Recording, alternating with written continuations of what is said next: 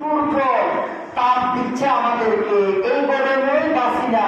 আর যদি 8 বিঘা মাথার উপরে সূর্যটাকে দেওয়া হয়, হাদিসে বাড়াতে আসছে 8 বিঘা মাথার উপরে সূর্যটাকে দেওয়া হবে, তখন মাথার মগজটা কল্যা কল্যা টকটকায়া ফের বুক পর্যন্ত হবে ময়লা, কেউ হাঁটু পর্যন্ত, কেউ বিঘা পর্যন্ত, কেউ মুখের ইয়া পর্যন্ত।